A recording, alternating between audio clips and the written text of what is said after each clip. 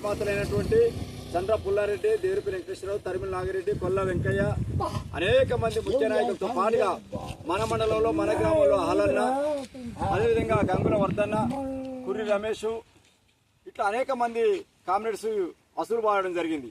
దున్నే వానికే భూమి దక్కాలని, వ్యవసాయ విప్లవం ద్వారా అది సాధించాలని, అది కూడా దీర్ఘకాలిక ప్రజాయుద్ధ పొంద మార్గమే ద్వారానే విజయవంతం అయిద్దని చెప్పి, తినడానికి తిండి, కట్టుకోవడానికి బట్ట, ఉండటానికి ఇల్లు, మంచి చదువు, మంచి ఆరోగ్యం ఉండాలని చెప్పి అప్పుడు మాత్రమే ప్రజలందరికీ సమాజం వచ్చినప్పుడు మాత్రమే ప్రజలందరూ కూడా స్వేచ్ఛ వాయులు పిలిచి సుఖ సంతోషాలతోటి అందరూ కూడా ఉంటారని చెప్పి, అట్లా ఉండాలని చెప్పి తమ రక్తాన్ని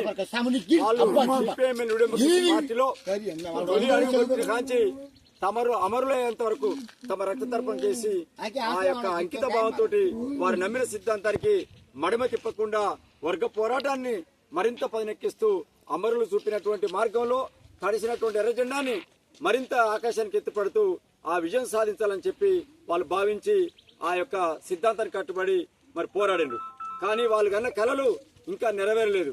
వారి అమరవీరులు కన్న కళని నిజం చేయాలి, సాకారం చేయాలంటే మన భుజస్కంధాల పైన వారు మన ముందుంచినటువంటి కర్తవ్యాలు, లక్ష్యాలు మన ముందు ఉన్నాయి.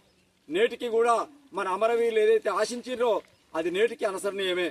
కొంతమంది మోడీ షాలు నక్సలిజానికి కాలం చెల్లింది, ఇది పెట్టుబడిదారు విధానం అయింది అని చెప్పి కొంతమంది కుహానా కమ్యూనిస్టులు గాని లేదా బీజేపీ గాని కాలం చెల్లిపోయింది, ఈ ఎర్రజెండా పని అయిపోయింది అని చెప్పి తప్పుడు ప్రచారం చేస్తారు.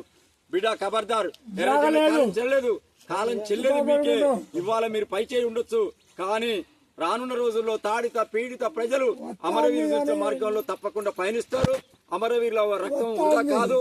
ఎందుకంటే ఈ దేశంలో పేదరికం ఉంది, ఈ దేశంలో ఇంకా భూమి పంపకం జరగలేదు, ఈ దేశంలో నిరుద్యోగం ఉంది, ఈ దేశంలో ఆకలి ఉంది, ఈ దేశంలో దరిద్రం ఉంది, ఈ దేశంలో దళితులపై దాడులు ఉన్నాయి, మహిళలపై అత్యాచారాలు ఉన్నాయి, అనేక సమస్యలు ఉన్నాయి. ఆ సమస్యలు ఉన్నంత వరకు ఈ యొక్క పోరాటం ఉంటది.